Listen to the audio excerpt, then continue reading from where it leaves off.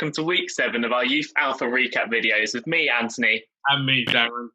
And together we form the movement Catalyst Youth UK, which is looking to bring young people all across the South together, as well as outreaching into the UK. And throughout the weeks, we've been making recap videos for an Alpha course, which we run on a Monday evening on Zoom.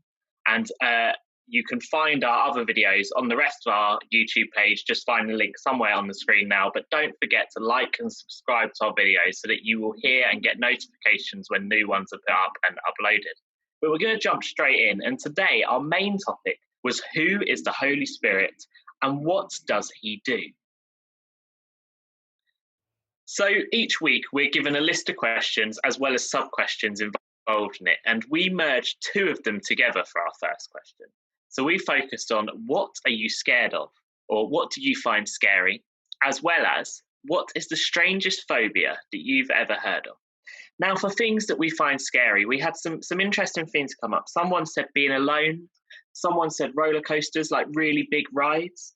Someone said snakes. Someone said thunder and lightning. There was daddy long legs. There was human-looking characters like ventriloquist dummies. Darren, he said it's dolls, realistic-looking dolls, like those porcelain ones or those fake babies that you get that just look too real.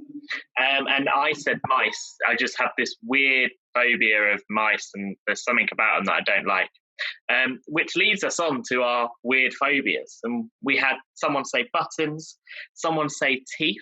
There was peanut butter on the roof of your mouth. I found that quite a strange one. A phobia of balloons. I said the phobia of peas is the strangest one I've heard. And actually, I heard that 2 people had that in the same year after never hearing about it before in my life. And Darren, he said the phobia of the sun, going outside into sunlight, which we couldn't get our head around how someone could maybe deal with that. Do they just sit in a dark room? Do they just not go outside? Is it only if they're actually under the sun? And we had all these questions. But there's so many phobias out there. We actually did a warm-up activity with our group where they had to guess what the words meant, what the phobia was. And we ended up looking at things like phobias of, obviously we had claustrophobia, which is phobia of small spaces. We talked about the phobia of snakes. We talked about the phobia of clouds. That was quite an interesting one. And there was so many out there. And it's just interesting to know how different things really do affect different people. We're going to hear what the public thought of that before Darren takes us on to our second question.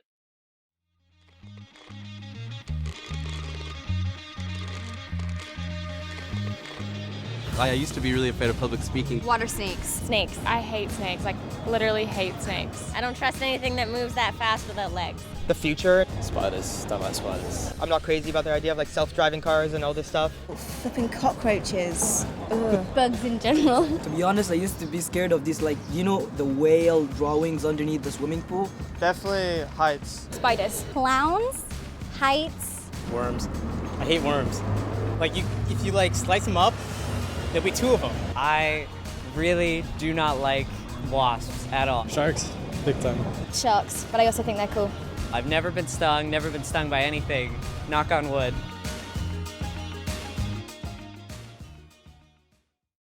So that led us on to our second question. What comes to mind when you think of the Holy Spirit? Let's have a look at what some of the public thought about this question.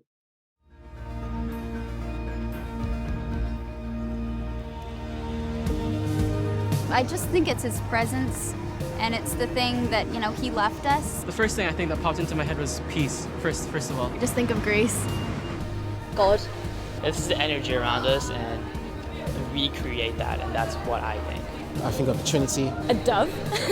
Like a ghost or entity of some sort, or like an angel that comes to your rescue. I don't know. It's the power that exists in the world now, which was sent by God and by Jesus to help us to believe, to help us to declare that Jesus Christ is Lord, and to help us with our everyday life. It's the most powerful source that is available on this earth right now.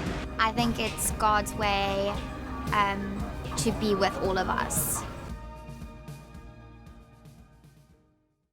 So that is what the public thought. And I think you can agree with the guy in the blue shirt. We don't know his name, but you could hear the passion that he's got for God and for how the Holy Spirit works in his life. In our group, we had somebody said it's a flame or a dove. So taking probably stuff from the Old Testament there of the dove returning with Noah when he was on an ark, or the flame from the burning bush, or even the dove that descended when Jesus was baptized. So that's how she sees the Holy Spirit. And somebody said that it's sent from God to give me what I need when I need it. Somebody said it's like a conversation and a way of God being on earth. Now, the Holy Spirit is in everybody if we want the Holy Spirit to be there. And there is some verses that say that God will only give you as much of the Holy Spirit as you want. So if you ask for more, God will give you more.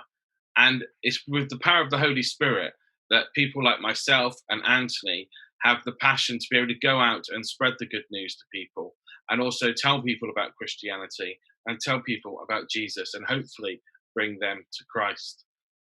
It's a very short question, so we're going to move next straight on to question number 3. Now this is, if you could have more or any of these, which one would most impact your life today? And that was looking at the fruits of the Spirit. Now, around the screen, you will see the fruits of the Spirit. That's where I'm going to put them. I've just decided. So you've got love, peace, patience, kindness, goodness, faithfulness, gentleness, and self-control. Some of you may be thinking of the song. That's somehow some people remember all of them. But what one of those would you like to increase in your life? What one would you want more in your life? Now, Antony's going to say a few, and then we're going to talk about it a little bit more. Yeah, absolutely. So with our group last night, we had, I think anyone in our group will have heard of the fruits of the Spirit before, whether that's through youth work, whether that's through them attending a church. So they had a bit of an idea about what they wanted to see more of in the world. But we had someone say they'd like to have more kindness in the world, maybe not for them personally, but just in general. We had someone said that they think if they had more peace, that would then lead on to helping them with more self-control, more kindness, more patience. And it's sort of all linked in together. We had someone said they just wanted more self-control to not impulse buy things.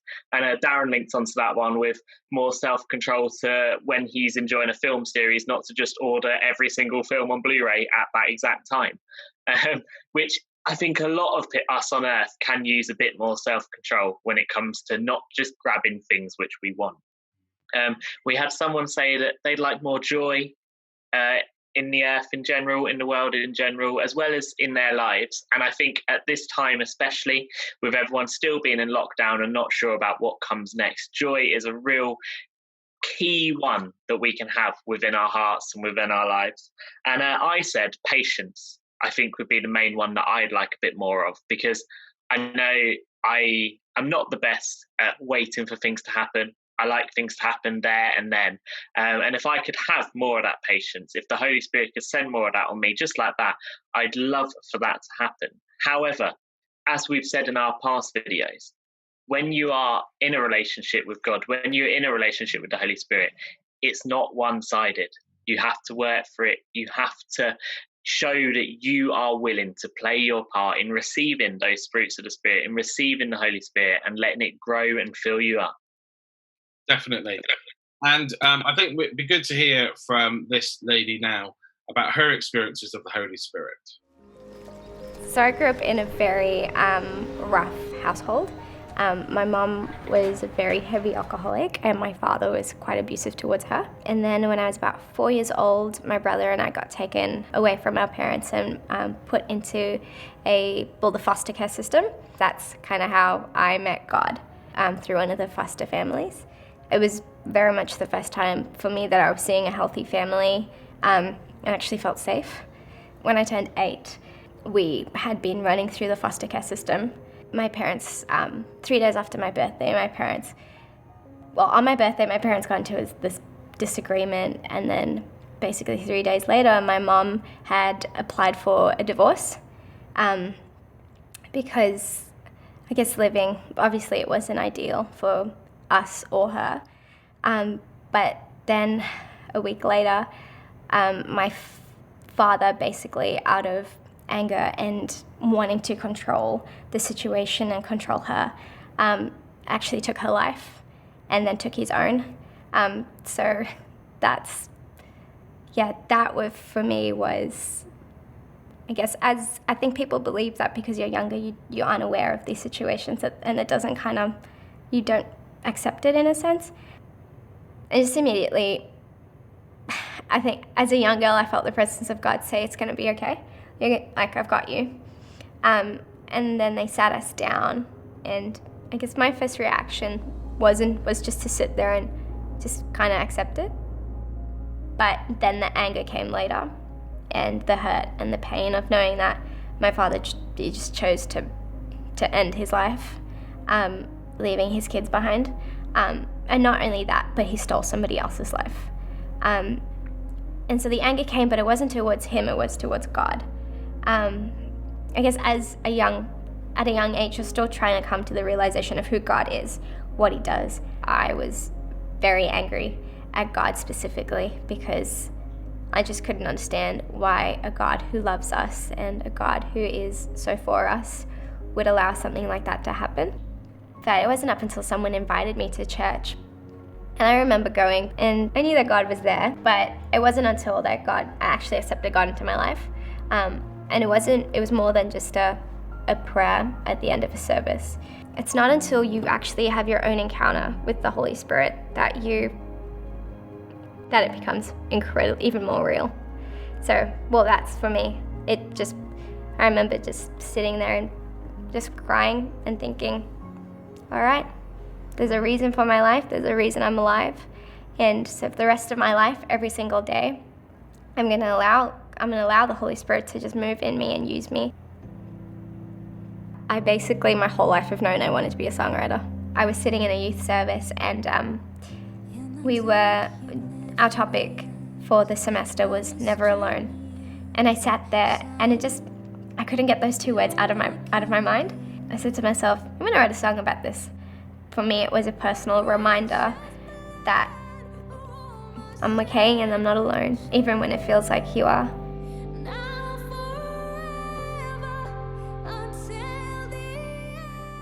It's a simple message, but it's a very honest one of God is always there. When you least expect it, when you feel worthless or shameful. But when the Holy Spirit comes over you, you are strong and you are courageous and you are capable of more than you ever thought.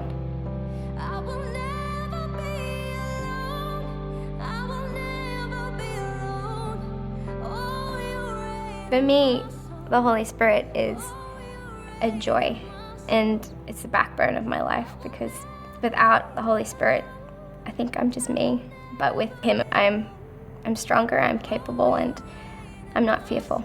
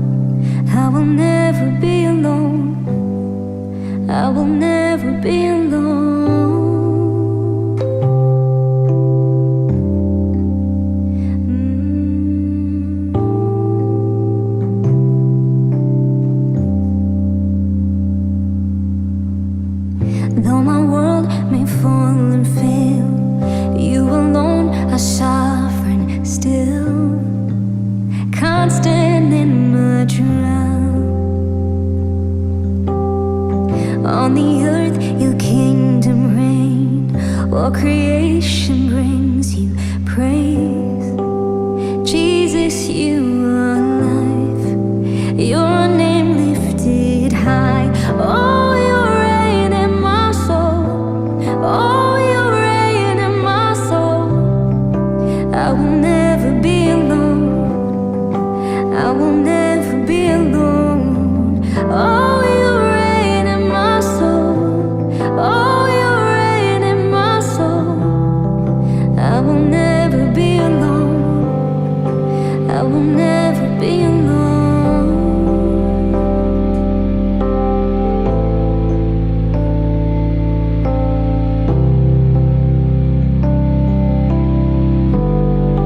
My soul revive in your broken hands.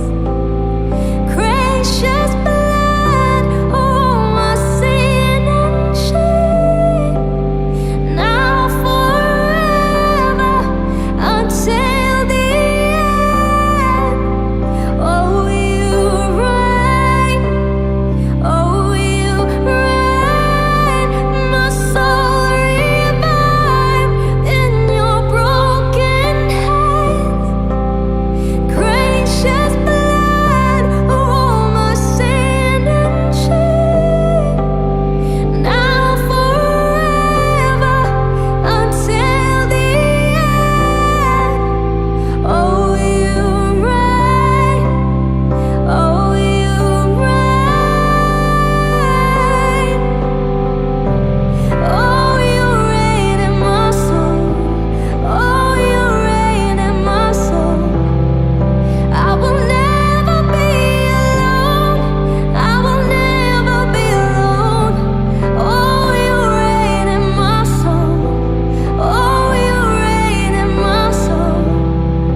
I will never be alone. I will never be alone.